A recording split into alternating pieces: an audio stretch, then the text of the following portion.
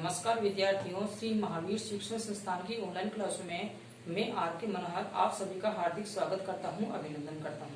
प्यारे विद्यार्थियों, हिंदी अनिवार्य के व्याकरण में हम पढ़ रहे थे अलंकार और अलंकारों में हम पढ़ रहे थे अर्थ अलंकार। प्यारे विद्यार्थियों, आज अलंकार की अंतिम क्लास है। अलंकार जो है वह अंत की ओर है। आज हम चर्चा करेंगे विरोधाभास अलंकार की। आज हम चर्चा करेंगे विरोधाभास अलंकार की, जो अर्थ अलंकार का अंतिम भाग है, अंतिम भेद है। इसके बाद में आज हमारा अलंकार वाला जो टॉपिक है वह कंप्लीट हो चुका है। आगे की वीडियो में हम नया बिंदु पढ़ेंगे। इसके बाद में हम इस अलंकार टॉपिक का जो है एक टेस्ट भी लेंगे। मैं आपको कुछ एक प्रश्न हल करने के लिए दूंगा, उन प्रश्नों को आपको हल करना है।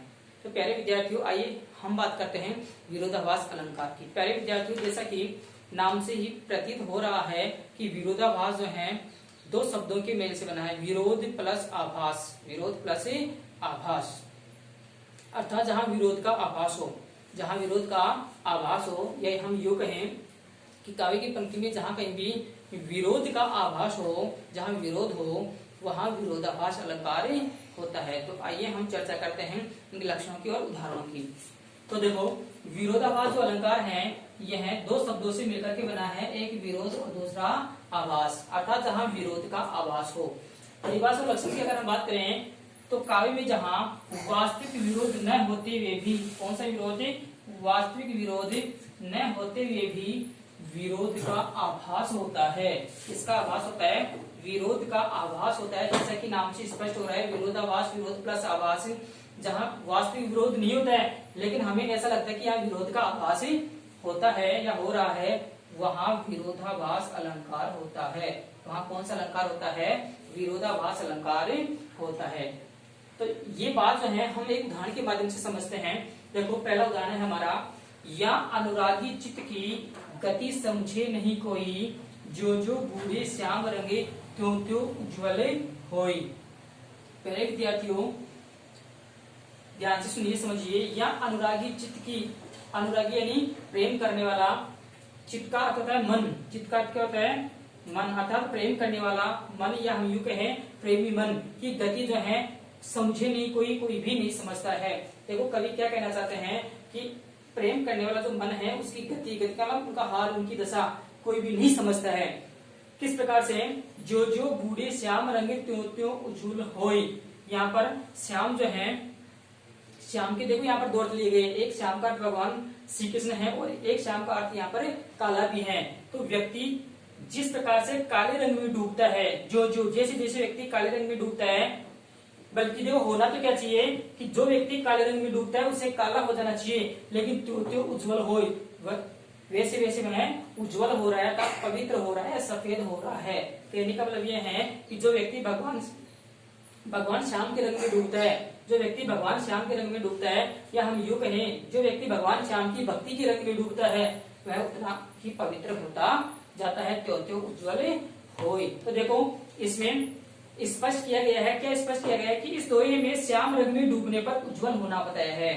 भगवान श्याम के रंग में डूबने पर, यहाँ पर देखो श्याम का अर्थ काला भी होता है, काले रंग में डूबने पर उज्ज्वल होना बताया गया है। काले रंग में डूबने पर कभी भी उज्ज्वल नहीं होता है, सफेद नहीं होता है। अगर हम काले रंग में डूबेंगे तो काले ही होंगे, या हम यूं कहें काले रंग में डूबेंगे तो काले ही होंगे, लेकिन यहाँ पर उज्ज्वल होना बताया है, यानी कि यहाँ पर विरोध हो रहा है। क्या हो रहा है? विरोध हो रहा है। इस दोहे में श्याम रंग में डूबने पर उज्ज्वल होना बताया है। उज्ज्वल का अर्थ होता है यहाँ पर सफेद होना बताया है, जो विरोधाभास है। जो क्या है? विरोधाभास। पहले विद्यार्थियों, कहने का मतलब यह है कि श्याम रंग अर्थात काले रंग में डूबने पर हमेशा काला ही होता है, सफेद नहीं होता, लेकिन यहाँ पर सफेद होना बताया है। इस कारण से यहाँ पर विरोध हो रहा है और इसी कारण से यहाँ पर विरोधाभास है। आगे हम देखते हैं। किंतु यहाँ श्याम रंग का प्रतीक, यहाँ पर श्याम रंग का प्रतीक देखो, मैंने आपको ये बताया था कि श्याम के दो अर्थ निकल रहे हैं, एक श्याम का अर्थ काला रंग और दूसरे श्याम का अर्थ भगवान श्री कृष्ण। तो श्याम रंग का प्रतीक कौन है? श्री कृष्ण है, श्री कृष्ण है।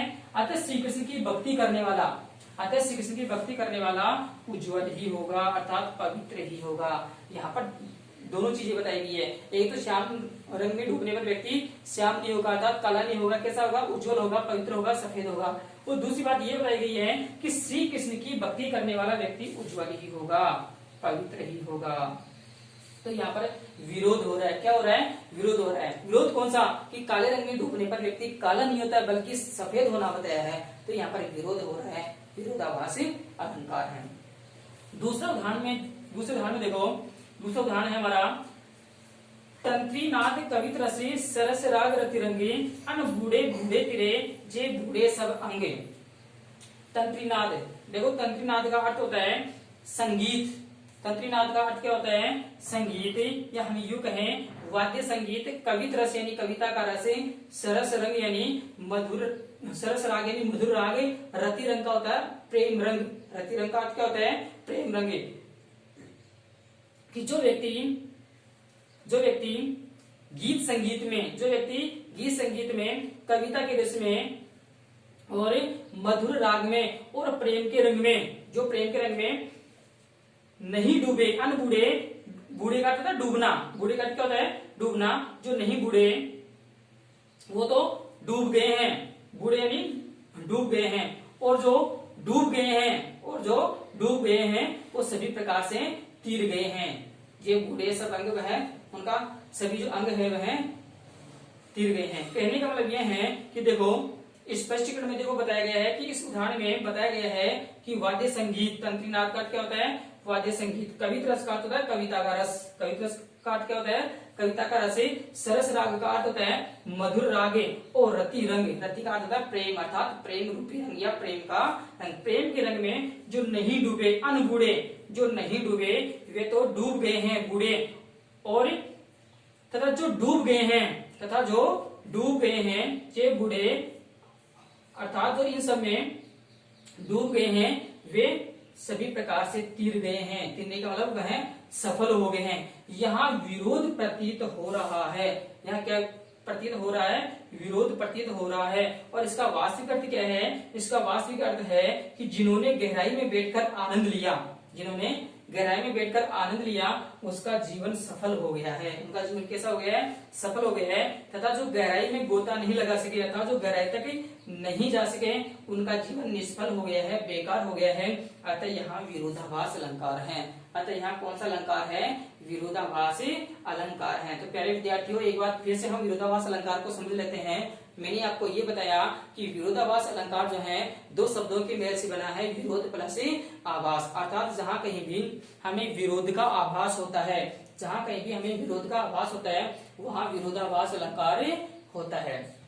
देखो मैंने आपको लक्षण और परिभाषा में बताया कि जहाँ वास्तविक विरोध न होते हुए भी हमें विरोध का आभास होता है, जहाँ वास्तविक विरोध न होते हुए भी हमें विरोध का आभास होता है, वहाँ विरोधाभास अलंकार होता है। मैंने आपको ये बताया कि श्याम रंग में डूबने पर, अर्थात काले रंग में डूबने पर व्यक्ति काला नहीं होता है बल्कि यहाँ पर सफेद होना बताया गया है, इसलिए यहाँ पर विरोध हो रहा है। क्या हो रहा है? विरोध हो रहा है। और दूसरे उदाहरण में मैंने आपको बताया कि जो व्यक्ति संगीत में, कविता के रस में और मधुर राग रंग में, प्रेम रूपी रंग में जो व्यक्ति नहीं डूबे हैं वो तो डूब गए हैं, और जो डूब गए हैं वो तीर गए हैं। अब डूब जाने के बाद में तीरना, यहाँ पर क्या हो रहा है? विरोध हो रहा है। क्या हो रहा है? विरोध हो रहा है। यहाँ विरोध प्रतीत हो रहा है, अर्थात इसका वास्तविक अर्थ तो कुछ हो रही है। वास्तविक अर्थ में देखो क्या बताया गया है कि जिन्होंने गहराई में बैठकर आनंद लिया, किन का आनंद लिया?